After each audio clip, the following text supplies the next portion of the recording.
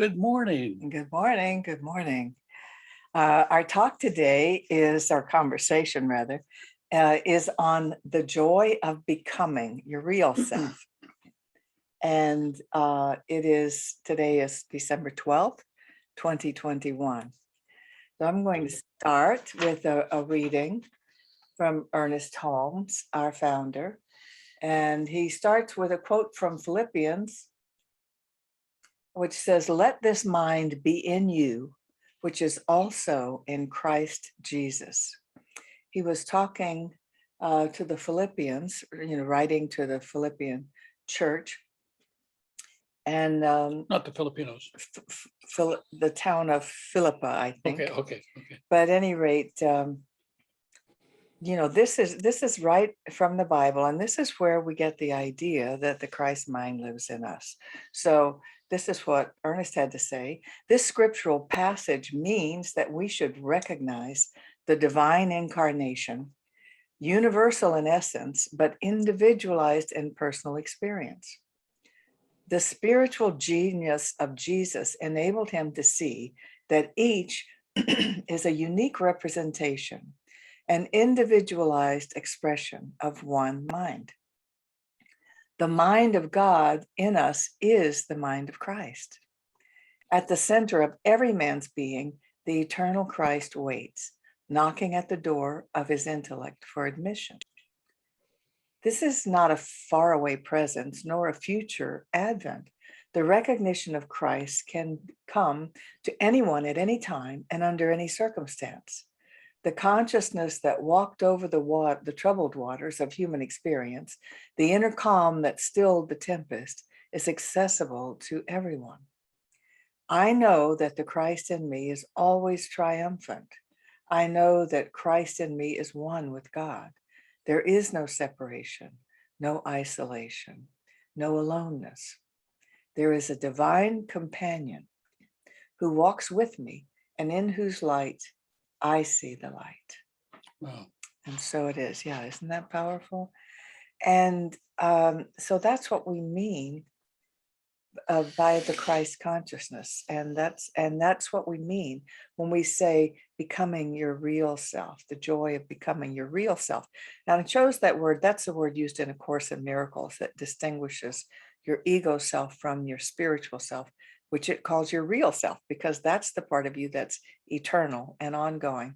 And that's the part of you that's really real, the spiritual part of you. And so, we're always in a state of becoming. As we get older, we're still maturing, we're still getting wise, we're still becoming more and more aware of this Christ presence within us. Christ means the anointed one. That's what it wasn't Jesus's name. That's what the Christos was, the anointed one, meaning you're anointed by God. You are the special one. Well, we all have that. We all are that. And the extent to which you are aware of it is the extent to which you experience it. But I can tell you that for me, because I became aware of this concept when I was how old? About 30 years old. After 10 years or so of being an agnostic. And it totally changed who I thought I was. And it is a welcoming of your true nature.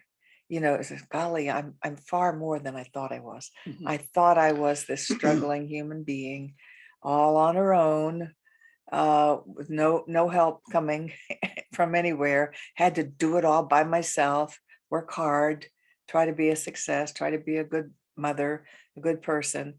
And when I came into this idea of that there is this Christ consciousness that's already within me, all I have to do is become aware of it. And then suddenly go, whoa, I'm way more than I thought I was. And I can do more, and I can accomplish more, and I can be more, I can become more just by my awareness of it.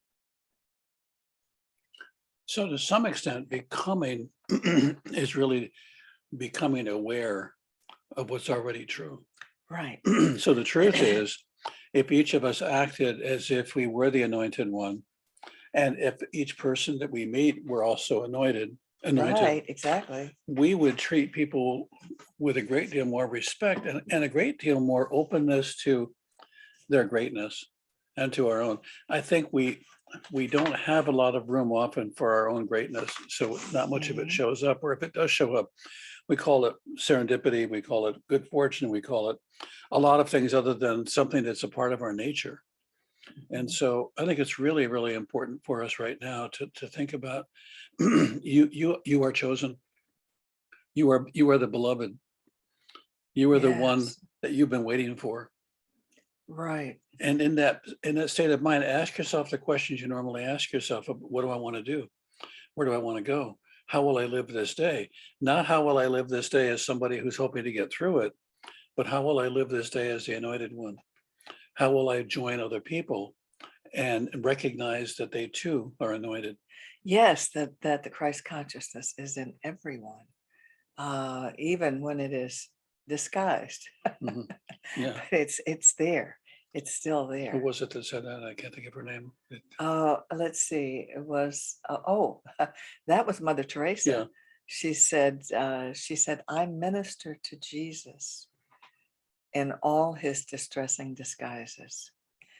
She was saying that she was ministering to people who were dying on the streets in Calcutta. And as far as she was concerned, they were all Jesus, or the Christ consciousness was in Yeah. them. And she was ministering to them, to that. I just think it's we've heard it all before. I'm sure we've been told this before. It's just so hard to absorb the idea that divine mind in me is me, that divine consciousness, divine intelligence is working through me. And I think if I don't get that, if you don't get that, then you don't get the benefit of it. That is, Right. it's like going to the library and sitting at one of the tables and saying, I don't know. I mean, I can't find anything to read. Right. Well, would you be willing to get up and to go to someone? Well, I'm in the library. Why isn't there something to read? And the truth is that any action that we take in favor of that divine idea that is us gives us an opportunity to experience it. So we can never really grow spiritually, but That's a good how we point. grow is you're as spiritual as you're ever going to be. But how we grow is grow in awareness of our spiritual Mhm. nature. Because you could be as spiritual as you're ever going to be and be totally unaware of it, and be acting like a criminal, thinking you need to steal from other people to get your good because you're not aware of this truth of your real self. And so when we were contemplating names for our organization, when we were moving from religious science to some new name that we could all agree upon, which turned out to be almost impossible, and we came up with Center for Spiritual Living.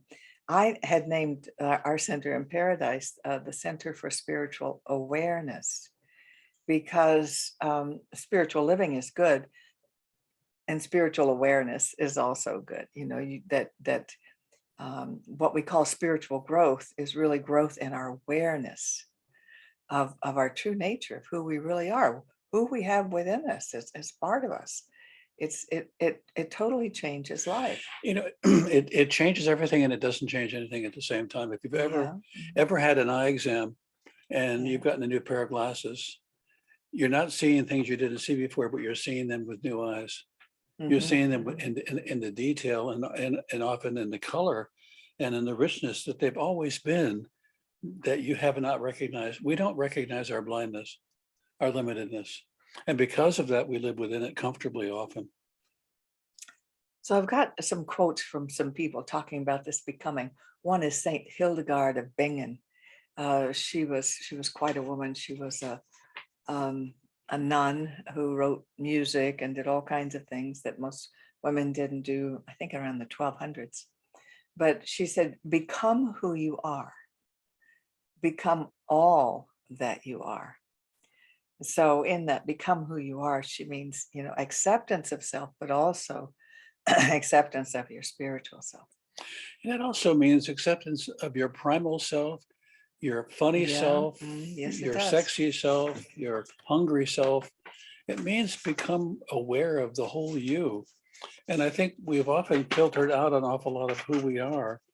And To become who we think we should be. yeah, right, exactly. I'm busy trying to be who I think I should be.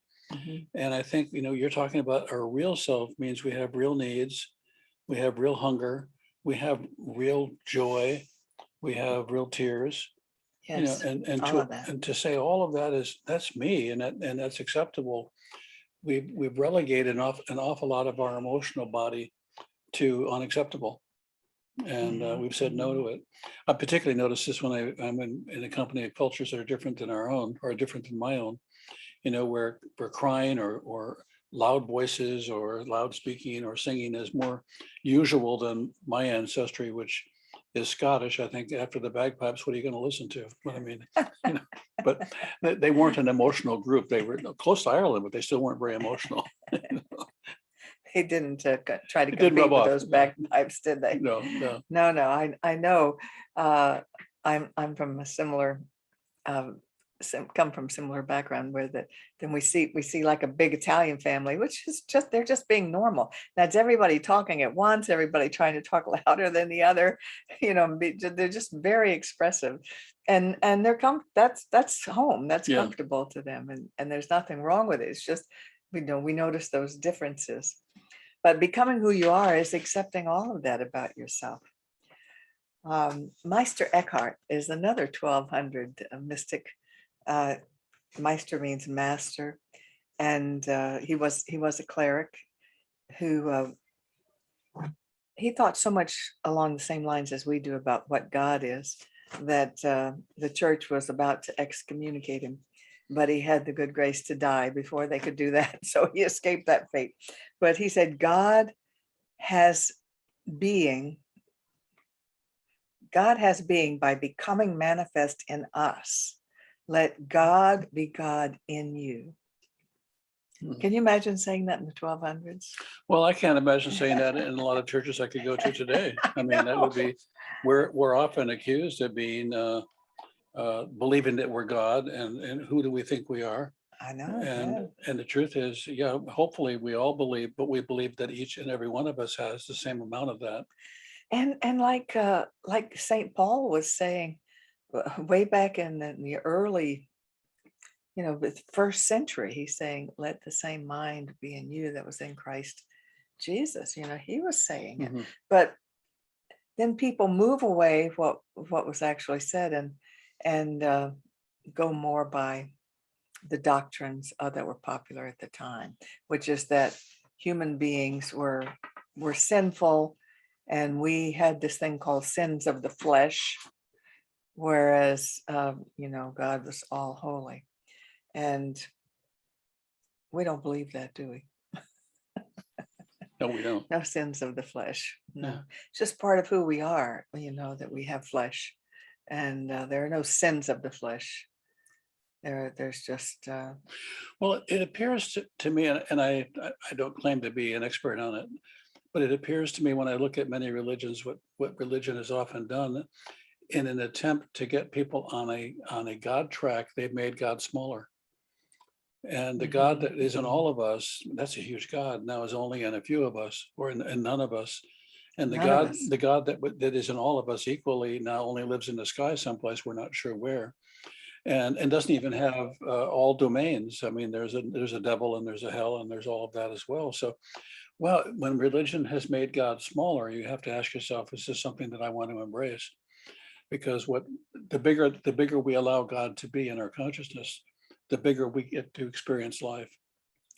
And I think about, I don't know why I think about it, but I think I recently saw a nature program with termite mounds, and these huge termite mounds, and they excavated the ground beneath it, and it was like almost a half of a block of tunnels and air conditioning. They figured out how to cool all of this. There wasn't a single termite that they could examine that had the intelligence to create this. Okay, so what does that say? That if God is in termites, he's not in a single termite, and all the other ones have to follow. That would mean that God is in termite mind, Yeah. in termite consciousness. And all of these termites seem to somehow know how to be together in a way that works with no single individual in charge of everything. And nobody attacking anybody.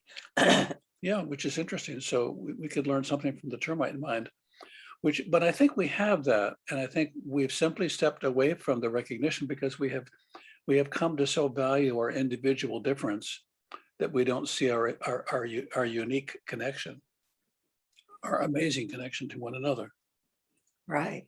And that is uniquely American, More the so, yeah. more so than other places, the great individualism, whereas if you take Japanese cultures and whatnot, it's very much more duty to others and duty Mhm. to family and whatnot. There's very little emphasis in China either of the individual.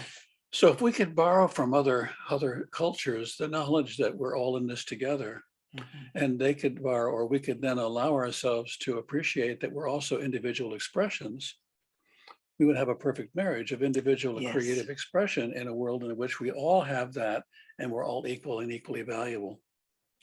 indeed. So in this process of becoming more all of who you are, I have some secular quotes that also are appropriate here. Michelle Obama wrote a book called Becoming, and she says she's talking about what she means by that. She says becoming isn't about arriving somewhere or achieving a certain aim. I see it instead as forward motion, a means of evolving, a way to reach continuously toward a better self. The journey doesn't end. So that's also about becoming your real self, is to always embrace the more. And we were talking earlier about the challenges of aging, but still, even with that, we still grow. We grow in spiritual awareness, we grow in spiritual wisdom, and hopefully we grow in relationship wisdom. So if you can let it be okay to see your body changing and not get upset or feel like you have to run to the plastic surgeon Or walk or crawl. to pretend to be younger than you are. Just if it's okay, ask yourself, am I becoming more of my real self? And is that okay with me? I think we need to accept what is, and bless it and give thanks for it. Oh, it's wonderful. Look, I'm getting wrinkles. It's an expression of who I am at this Wrinkles, age in my life. wrinkles don't hurt. Wrinkles don't hurt. That's exactly right. And an acceptance, a joyous acceptance of this is who we are. Thank God I'm getting older.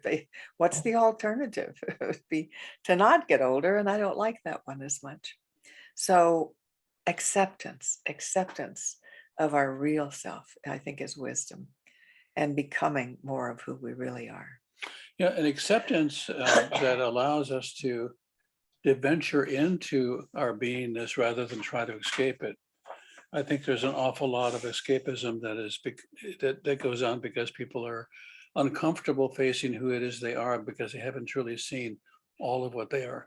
They've seen some of the rough edges. They've seen some of the consequences of things that they've done that haven't been good, and often ignored the things that they have done that are good. And so in this diminishing world of a world of diminishing returns, where it seems as if no matter what I do, it's not enough, I'm not good enough, then the best thing to do is try to escape it and try to look good and be right. And the truth is those things don't work. In fact, they contribute more to our own demise than anything else, because the way we die physically has a lot to do with dying mentally first. Mhm. And we shut down in many different ways. Our body simply responds to the conversation that we're having with ourselves. And if you're having a conversation that says, I'm not worth much and not very good, then don't expect your body to anticipate living a long time and being healthy. Exactly. And Ernest Holmes kind of sums that up with his talking about becoming. He says, the greatest good we can conceive should be affirmed as part of our everyday experience. From such daily meditation, we venture forth into a life of action and the will to do, the determination to be, and the joy in becoming. That's from his book called Can We Talk to God? So yes, we imagine a world that works for us, We imagine all good things, and we have total acceptance of who we are and who we are Mhm. becoming more fully in ourselves. I like it. So, shall we close with a prayer? Well, we're going to talk a little bit about. No, we'll do the prayer first, okay? Okay, Okay. let's end with a prayer. Okay, so let's know. Let's know that there's one mind, one God, one infinite intelligence that is everywhere present and present within the heart and mind of each one of us. We know that as we fully embrace and accept God in me as a reality, we allow that to come into expression, just with joy and peace and love. Just those are huge blessings, joy and peace and love and acceptance of what is. So in our acceptance, we are also becoming. We are becoming a truer expression of our true self. We accept this, we give thanks for it, and together we say, And so it and is. so it is. And so we are going to, Talk about the offering first. yes, and we are going to, let me do a screen share here, give you an opportunity to support this ministry if you'd like. We are at the Center for Spiritual Living of the Palm Beaches, and we do require support. And so I'd like to give you our website where you can donate to this cause. And that is right here. This is our website, CSL, which stands for Center for Spiritual Living, palmbeaches.org. And this is the first page. And if you click on ways to donate, there are ways that you can donate to support the ministry and our center. We give you our greatest thanks. So right now, let's say this affirmation. This is an affirmation of prosperity. It's an affirmation that we say before we donate to any good cause. And because every donation is an investment. So say with me, my investment today is made with a full realization that God is the source of my supply and returns it to me enriched and multiplied. And so it is. Thank you, God. And so now we will stop our recording. If I could see it. Here we go.